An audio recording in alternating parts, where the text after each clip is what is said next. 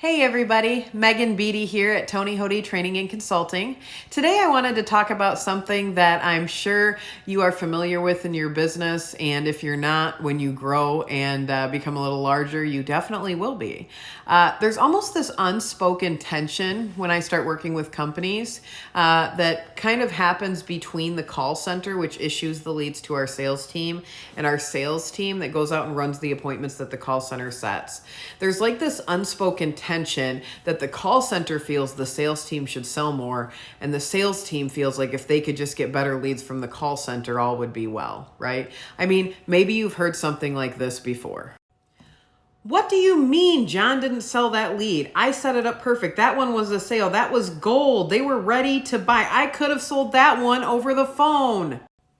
What happened on my lead? What do you think happened on my lead? You sent me to a hoarder. They were broke as hell. They don't have any money. They said their budget was $2,000. You know our products start at 10 grand. I mean, what did you want me to do with it? What did you think was going to happen?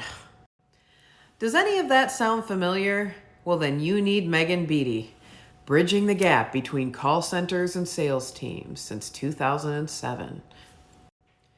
All jokes aside, how do we relieve some of that tension that always happens as a result of the call center and marketing and sales working together? Because it's always easy to blame someone else, right? And it goes back to your company culture and what you accept and what you don't accept. But the reality is that if we do one thing, which is clearly define the ingredients of a qualified lead, if we do just that one thing, we will manage the expectation level of both sides of the business, of the call center as well as the sales team, so that the call center is not saying, "Oh, I think I might be able to squeeze this new construction through," knowing that we just really don't specialize in new construction. We may be a replacement remodeler.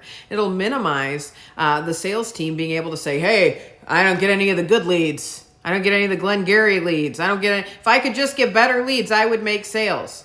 Okay, if we have a clearly defined list of ingredients to a qualified lead, if it falls within that parameters, our sales team has agreed that they're going to run it and give it their best effort.